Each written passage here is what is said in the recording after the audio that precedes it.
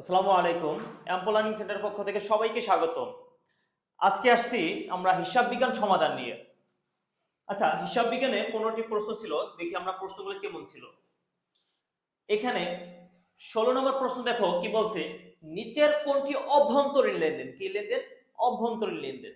আচ্ছা, লেনদেন অধ্যায়ে গেলে তুমি বুঝতে পারবা যে লেনদেন দুই প্রকার। কত প্রকার? দুই প্রকার। অভ্যন্তরীণ লেনদেন এবং বাহ্যিক লেনদেন। অভ্যন্তরীণ লেনদেন এবং কি বাহ্যিক লেনদেন। অভ্যন্তরীণ লেনদেন কি? যে লেনদেনে একটি পক্ষ প্রভাবিত হয়, এবং বাহ্যিক লেনদেন কি? যে লেনদেনে দুটি পক্ষ, কমপক্ষে দুটি পক্ষ কি হবে? প্রভাবিত হবে। আচ্ছা, তাহলে এইখানে দেখো বাকিতে বিক্রি করলে এগুলা কি আমাদের বাহ্যিক লেনদেন। এখানে অনাদায়ী পাওনা সঞ্চিতি হচ্ছে কি আমাদের অভ্যন্তরীণ লেনদেন। কেন স্যার অনাদায়ী পাওনা সঞ্চিতি? অনাদায়ী পাওনা সঞ্চিতির জাবেদা কি? অনাদায়ী পাওনা ডেবিট, অনাদায়ী পাওনা ডেবিট। অনাদায়ী পাওনা আরেক নাম কি? অনাদায়ী পাওনা আরেক নাম কুরিন। অনাদায়ী পাওনা ডেবিট এবং অনাদায়ী পাওনা সঞ্চিতি।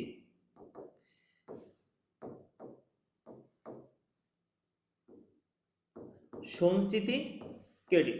এখান থেকে কি বোঝা যায় যে আমরা জাবেদা করলে দুইটাই কি পাইছি? অনাদায়ী পাওনা পাইছি, মানে এক পক্ষ প্রভাবিত হয়েছে। এই যে এক পক্ষ প্রভাবিত হয়েছে, মোট কথা আমাদের এই টাকাগুলো কি অন্য প্রতিষ্ঠানে বা অন্য কোথাও যাইতেছে না। এই কারণে কি আমাদের এটা অভ্যন্তরীণ লেনদেন। আচ্ছা, যাই হোক, আমরা পরবর্তী প্রশ্নে যাই। দেখি কি বলছে, রহিম ট্রেডার্স করিম ট্রেডার্সকে পণ্য ফেরত পাঠালেন। তাহলে এখানে ভাবতে হবে বা দেখতে হবে আগে কি কি, যে রহিম ট্রেডার্স কি করছে? করিম ট্রেডার্সকে পণ্য ফেরত পাঠাইছে। কে কাকে পাঠাইছে? রহিম পাঠাইছে করিম ট্রেডার্সকে। তার মানে কি রহিম ট্রেডার্স কে ছিল? ক্রেতা। কে ছিল? ক্রেতা। আর করিম ট্রেডার্স কে ছিল? বিক্রেতা। কি ছিল? বিক্রেতা। আচ্ছা, এখন দেখো রহিম ট্রেডার্স করিম ট্রেডার্সকে পণ্য ফেরত পাঠালেন। করিম ট্রেডার্স কোন দলিল প্রস্তুত করবে? করিম ট্রেডার্সকে বিক্রেতা। তো বিক্রেতা কি কি তৈরি করে? আমাদের পণ্য ফেরত হলে দুইটা জিনিস তৈরি করতে হয়, একটা হচ্ছে ডেবিট নোট, একটা ক্রেডিট নোট। একটা ডেবিট নোট আর একটা কি? Credit note.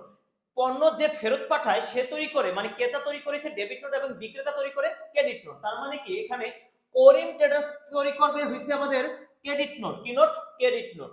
আচ্ছা, অপশন ঘ।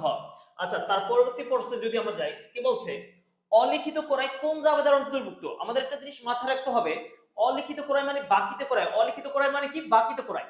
যেহেতু অলিখিত ক্রয়, তাহলে বলছে কি কোন জাবেদার অন্তর্ভুক্ত? এখন জাবেদা কত প্রকার? জাবেদা দুই প্রকার। কি কি জাবেদা? বিশেষ জাবেদা এবং সাধারণ জাবেদা। বিশেষ জাবেদা 6 প্রকার: ক্রয় জাবেদা, বিক্রয় জাবেদা, ক্রয় ফেরত জাবেদা, বিক্রয় ফেরত জাবেদা, নগদ প্রাপ্তি জাবেদা এবং নগদ প্রদান জাবেদা। তাহলে এখানে কি আছে যে অলিখিত ক্রয় মানে বাকিতে ক্রয়। তাই বাকিতে ক্রয় হলে ক্রয় জাবেদায় যাবে। এখন ক্রয় জাবেদা কিসের মধ্যে আছে? বিশেষ জাবেদার মধ্যে আছে। আচ্ছা, তাহলে আমরা পরবর্তী প্রশ্নে যাই। বছর শেষে কি কি হিসাব বন্ধ করতে হয়? বছর শেষে একটি প্রতিষ্ঠান বছর শেষে আমাদের তিনটি হিসাব বন্ধ করে। কয়টি হিসাব বন্ধ করে? তিনটি হিসাব বন্ধ করে। কি কি? আয়, ব্যয় এবং উত্তোলন। আয়, ব্যয় এবং উত্তোলন। কয়টি হিসাব বন্ধ করে? তিনটি হিসাব বন্ধ করে। তাহলে এখানে আছে কোনটি? উত্তোলন। অপশন ক। আচ্ছা, তাহলে আমরা পরবর্তী প্রশ্নে যাই। কি বলছে, হিসাব পরবর্তী রেওয়ামিলের অপর নাম কি? হিসাব পরবর্তী রেওয়ামিলের অপর নাম কি? আমরা যদি হিসাব চক্রটা দেখি, হিসাব চক্রের দশম ধাপ কি? হিসাব পরবর্তী রেওয়ামিল। হিসাব পরবর্তী রেওয়ামিল। এই হিসাব পরবর্তী রেওয়ামিলের আরেক নাম হইছে আমাদের প্রারম্ভিক জাবেদা। কি? হিসাব পরবর্তী রেওয়ামিলের আরেক নাম প্রারম্ভিক জাবেদা। আচ্ছা, এবার দেখো 21 নম্বর প্রশ্নটা কি বলছে, একতরফা দাখিলা পদ্ধতি অনুযায়ী কি কি হিসাব রাখা হয়? কি কি হিসাব রাখা হয় না? এখানে না লেখা আছে কি কি হিসাব রাখা হয় না। একতরফা দাখিলা পদ্ধতি কিন্তু বিজ্ঞানসম্মত পদ্ধতি নয়। কি কি প্রতিষ্ঠানে আমাদের একতরফা দাখিলা পদ্ধতি অনুযায়ী হিসাব রাখা হয়? যে প্রতিষ্ঠানের আয়তন ছোট এবং লেনদেনের সংখ্যা কম, এই সকল প্রতিষ্ঠানে কি করে? আমাদের একতরফা অনুযায়ী হিসাব রাখা হয়। একতরফা দাখিলা পদ্ধতি অনুযায়ী হইছে আয় ব্যয় হিসাব রাখা হয় না। কি হিসাব রাখা হয় না? আয় এবং ব্যয়ের হিসাব রাখা হয় না। তাহলে স্যার কার কার হিসাব রাখা হয়? কার কার হিসাব রাখা হয়? আমাদের রাখা হয় সম্পদ এবং দায়ের হিসাব রাখা হয়। তার মানে হিসাব রাখা হয় না আয় এবং ব্যয়। অপশন গ, আয়। আচ্ছা, পরবর্তী প্রশ্নে যাই। 22 নম্বর কি বলছে, হিসাব চক্রের নবম ধাপ কোনটি? হিসাব চক্রের নবম ধাপ। আচ্ছা, হিসাব চক্রের 10টি ধাপ আছে। কি কি? লেনদেন শনাক্তকরণ, লেনদেন বিশ্লেষণকরণ, জাবেদামুক্তকরণ, খতিয়ান স্থানান্তর, আমাদের রেওয়ামিল, সমন্বয় দাখিলা, কার্যপত্র, আর্থিক বিবরণী, সমাপনী দাখিলা। হিসাব চক্রের নবম ধাপ হইছে আমাদের সমাপনী দাখিলা। আচ্ছা, এবার কি বলছে, মুনাফাবিহীন বিক্রয়ের ক্ষেত্রে সঠিক জাবেদা কোনটি? মুনাফাবিহীন বিক্রয়, মুনাফাবিহীন মানে কি লাভ ছাড়া বিক্রি করছি। এন্ড লাভ ছাড়া বিক্রি করলে ধরো আমি পণ্য আনলাম, ধরো আমি 5,000 টাকার পণ্য আনলাম। আচ্ছা, এখন ক্রয় কি হয়েছিল? পণ্য আনলে ক্রয় ডেবিট হয়েছিল। এখন এই পণ্যটা যদি আমরা 5,000 বিক্রি করি তাহলে কি হবে? এই পণ্যটা যদি আমরা 5,000 টাকায় বিক্রি করি তাহলে বিক্রয় কি হবে? ক্রেডিট হবে। এখন যেহেতু মুনাফা ছাড়া বিক্রি করছি তার মানে কি লেনদেনটাই ভুলে যাও, এই লেনদেনটা কি ভুলে যাও, কারণ কি লাভ হয় না লস হয় না, তাই তো? তাহলে আমার লাইফ কি কয়, লাভও নাই লসও নাই, লাইফস্টাইল লস, ব্যাপারটা এরকম। তাহলে কি হবে, এইখানে আমরা ক্রয় যদি ভুলে যাই, ক্রয় যেহেতু ডেবিট হয়েছিল, ক্রয় কি হবে? ক্রয় হিসাব ক্রেডিট হবে, ক্রয় হিসাব ক্রেডিট হবে। তাহলে এই জায়গায় বিক্রয় যদি ভুলে যাই তো বিক্রয় কি হবে? ডেবিট হবে। বিক্রয় কি হবে? ডেবিট হবে। বিক্রয় হিসাব ডেবিট। তাহলে কোনটা? এই যে বিক্রয় হিসাব ডেবিট, ক্রয় হিসাব ক্রেডিট। আচ্ছা, তাহলে পরবর্তী প্রশ্নে আমরা যাই। ইলেকট্রিক বিল পাওয়া গেলে সঠিক জাবেদা। এখানে ইলেকট্রিক বিল পাওয়া গেলে অনেকে ভাবে যে আমি টাকা পাইছি, আসলে টাকা পাইনি। ইলেকট্রিক বিল পাওয়া মানে হচ্ছে কি আমি বিলের কাগজটা পাইছি, বিলের কাগজটা পাইছি, মানে কাগজ পাইছি, এখনো টাকা দেই নাই, তার মানে বিলের টাকাটা বাকি আছে। তাহলে যেহেতু আমার প্রতিষ্ঠান কারেন্টের না, তাহলে কি হবে আমাদের? এই যে ইলেকট্রিক বিলের কাগজ পেলে বিলটা দিয়ে দিতে হবে, তাহলে বিলটা আলটিমেটলি আমাদের ব্যয়, যেহেতু আবার দেই নেই তার মানে কি আবার দায়। তার মানে ইলেকট্রিক বিলটা কি হবে? ইলেকট্রিক বিল ব্যয়, ব্যয় বাড়লে ডেবিট, ইলেকট্রিক বিল ডেবিট।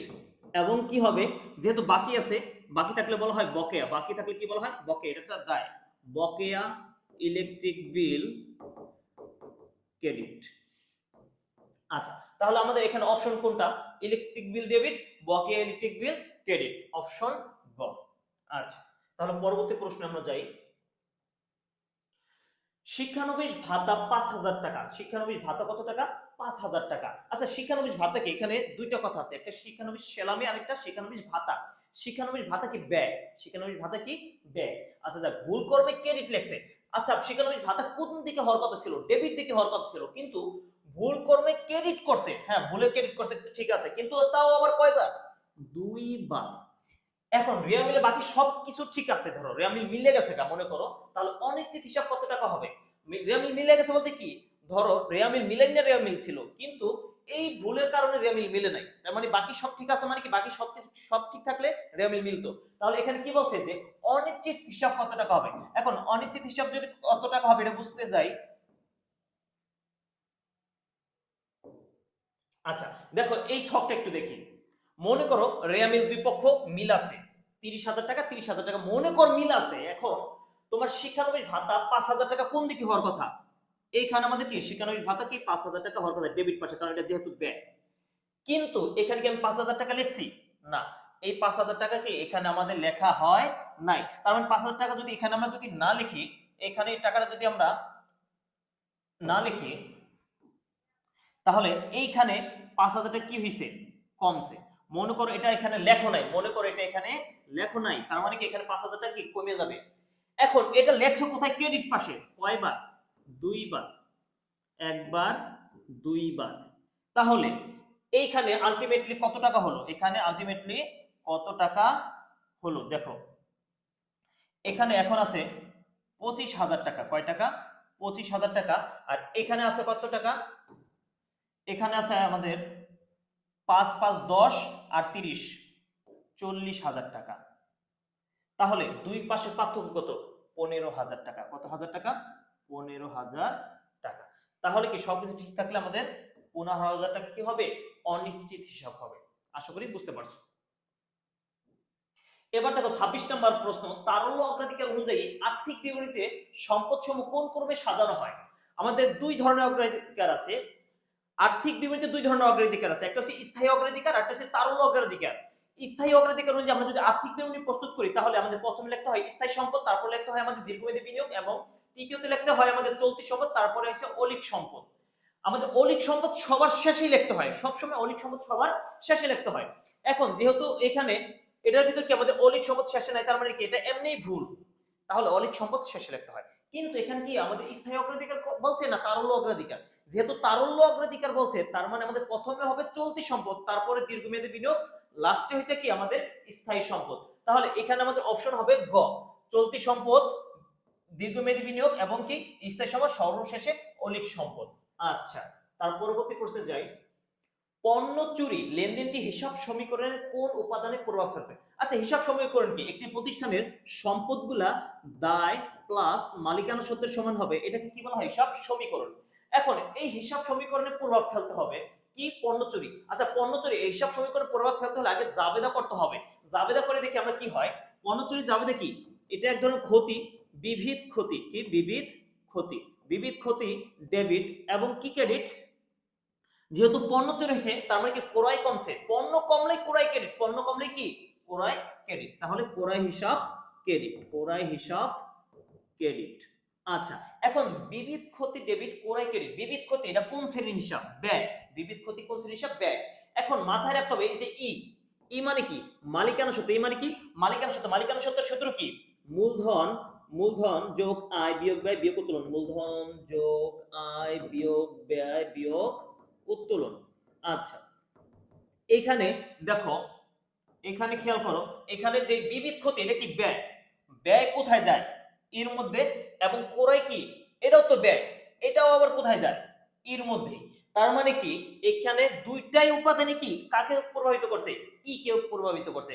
অনেকে ভাবে স্যার কমপক্ষে তো দুইটা প্রভাবিত করে, মাথায় রাখবা ই কি দুইবার আছে, তার মানে কি এটাই আমাদের সঠিক।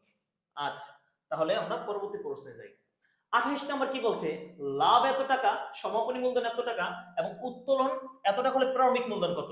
আমরা এভাবে হয়তো ওরকম ভাবে অঙ্ক করি নাই। আমরা এখানে তিনটা অঙ্ক করছি, একটা হচ্ছে প্রারম্ভিক মূলধন, একটা সমাপনী মূলধন, আর একটা হচ্ছে লাভ ক্ষতি। এখানে লাভের মান দেওয়াই আছে, এই যে আমরা বের করতাম লাভ ক্ষতি, কিন্তু এর মধ্যে লাভ ক্ষতি দেওয়াই আছে। তাহলে কি করতে হবে? তাহলে কি করতে হবে? আমরা একটা সূত্র জানি যে লাভের সূত্র কি? সমাপনী মূলধন যোগ উত্তোলন মাইনাস প্রারম্ভিক মূলধন প্লাস অতিরিক্ত মূলধন। এই অনুযায়ী মান বসায় কাজ করতে হবে।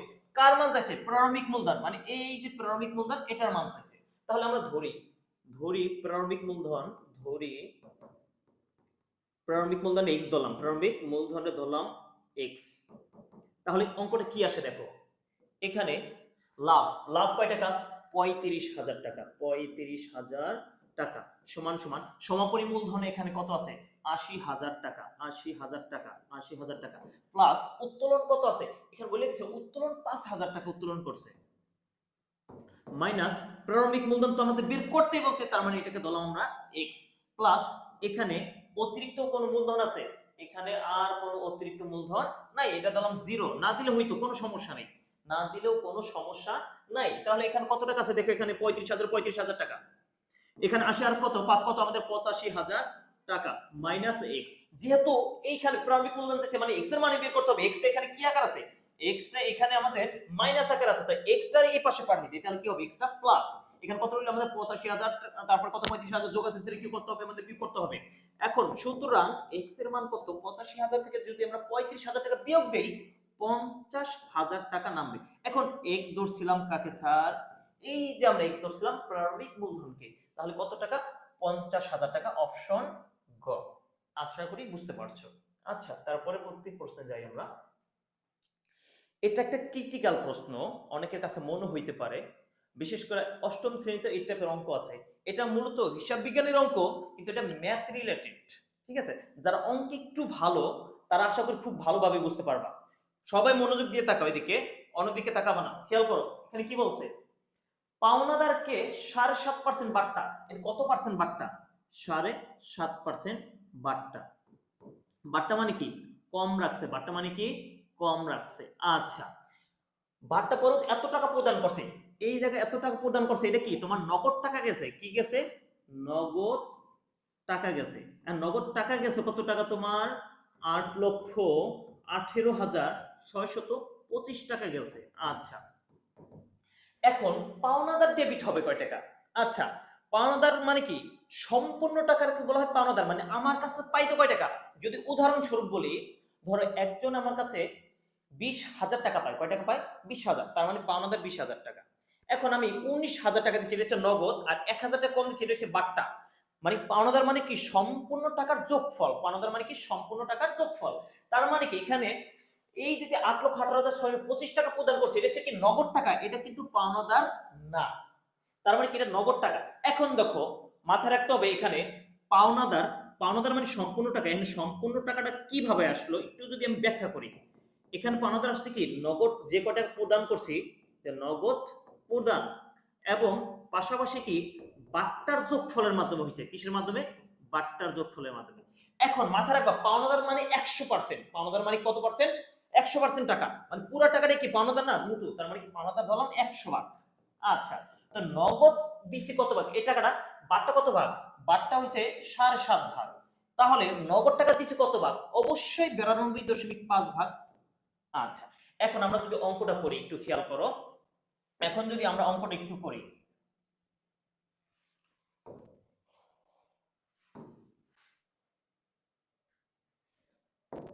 এখানে এই যে 8,18,625 টাকা, এই টাকাটা এই যে কত ভাগের দাম পাইলাম?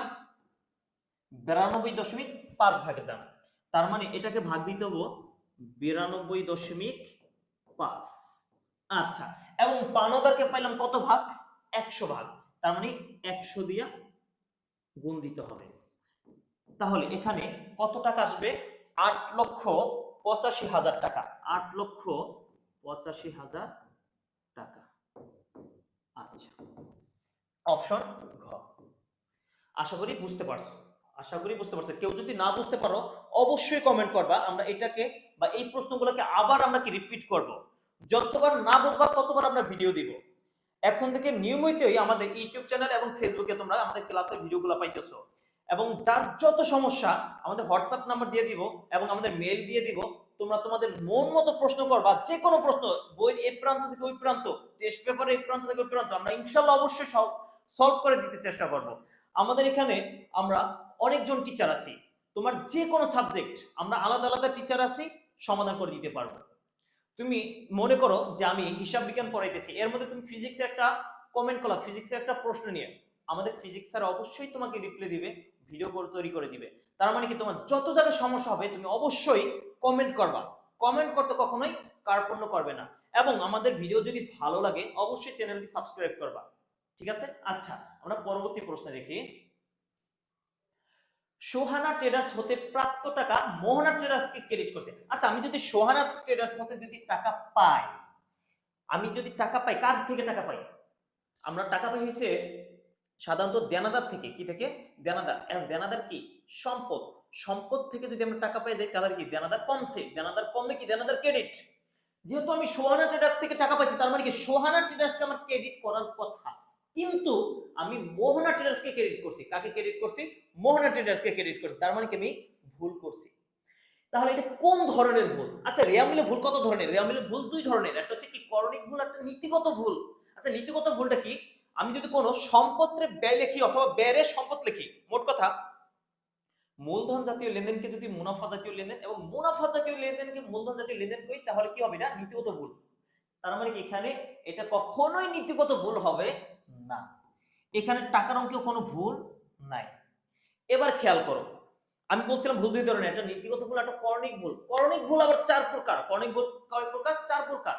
আর মাথায় রাখবে এই যে যে নীতিগত ভুল, করণিক ভুল, এগুলোর বলা হয় দুতরফা ভুল, মানে যে ভুল ধরা পড়ে না কিন্তু রেওয়া মিলে যায়, কিন্তু ভুলটা ভুল থেকে যায়। আচ্ছা, এখন এই করণিক ভুলের মধ্যে আমাদের 4টা আছে। একটা হচ্ছে প্রথমত আছে আমাদের বাদ পড়ার ভুল, মানে একটা লেনদেন পুরোটাই বাদ পড়ে গেছে, কিন্তু এখানে কোন লেনদেন বাদ পড়ছে না। দ্বিতীয়ত আছে আমাদের আছে লেখার ভুল। কি ভুল? লিখার ভুল। লিখার ভুল মানে কি? যে নামের ভুল। লেখার ভুল মানে কি? দুঃখিত, লেখার ভুল মানে টাকার অঙ্কে ভুল। লেখার ভুল মানে কি? টাকার অঙ্কে ভুল। ধরো একটা লেনদেন ডেবিট এবং ক্রেডিট দুই পাশে ধরো 5,000 টাকা আছে, কিন্তু আমরা 5,000 টাকার পরিবর্তে 50,000 টাকা দুই সাইডে লিখছি। তার মানে এই যে ভুলটা হলো, এটাকে বলা হয় কি? লিখার ভুল। আর একটা হচ্ছে পরিপূরক ভুল, মানে কি?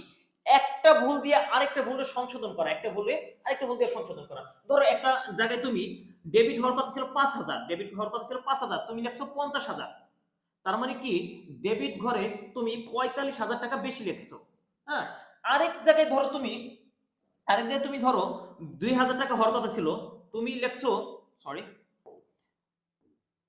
ধরো 2,000 টাকা লেখার কথা ছিল, তুমি সেখানে ধরো 47,000 টাকা লেখছো ক্রেডিট। 47,000 টাকা লেখছো কি? ক্রেডিট। তাহলে কত টাকা ক্রেডিট ঘর বেশি লিখলাম?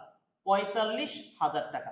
তার মানে কি এখানে ডেবিট ঘরে 45,000 টাকা বেশি, এখানে ক্রেডিট ঘরে 45,000 টাকা বেশি। তার মানে কি একটা ভুল দিয়ে আরেকটা ভুলে তুমি ঠিক করে ফেললা, এটাকে বলা হয় কি আমাদের পরিপূরক ভুল। তাহলে আমাদের একটা ভুল বাকি আছে, সেটা হলো বেদাখিলার ভুল। কি ভুল? বেদাখিলার ভুল। বেদাখিলার ভুল মানে কি? আমাদের নামে ভুল। এই যে আমরা রহিমের জায়গায় করিম লিখি, আজিজুলের জায়গায় শাকিল লিখি, এগুলোর বলা হয় কি আমাদের বেদাখিলার ভুল। তেমনি এখানে সোহানা ট্রেডার্সকে হতে প্রাপ্ত টাকা মোহনা ট্রেডার্সকে ক্রেডিট করছি, তার মানে কি এই সোহানার জায়গায় মোহনা লিখছি, তার মানে এটা এক ধরনের কি আমাদের বেদাখিলার ভুল। আশা করি বুঝতে পারছো। আচ্ছা, অনেকে প্রশ্ন করে স্যার এখানে তো এমসিকিউ 15টা, সময় তো 12 মিনিট, আপনাদের 30 মিনিট লাগাইয়া সলভ করেন। মাথায় রাখবা এখানে যে 15টা এমসিকিউ আমাদের প্রত্যেক স্যারকে বলা হয়েছে যে আপনারা 5 মিনিটের মধ্যে সমাধান করতে পারবেন কিনা। আমরা অবশ্যই 5 মিনিটের মধ্যে সলভ করার যোগ্যতা রাখি। এবং যেহেতু আমাদের নিজেদের করার দরকার নাই, করার দরকার হচ্ছে তোমাদের বোঝানো। আমাদের এটা করানোর মানে কি তোমাদের বোঝানো, যেহেতু তোমাদের বুঝাইতে হবে এই কারণে আমাদের সময় নিতেই হবে। আমরা চাইলে আরো স্পিডে বুঝাইতে পারি, কিন্তু হয়তোবা তোমাদের বুঝতে একটু সমস্যা হবে। এখন আমরা মোটামুটি 15টা প্রশ্ন সলভ করছি, এবং আমাদের সাথে এতক্ষণ তোমরা কি করলা, আমাদের ক্লাসগুলো উপভোগ করছো, এই কারণে তোমাদের সবাইকে আন্তরিক ধন্যবাদ। এবং আমাদের সাথে অবশ্যই থাকবা। সবাই ভালো থাকো, সবার জন্য শুভকামনা রইল।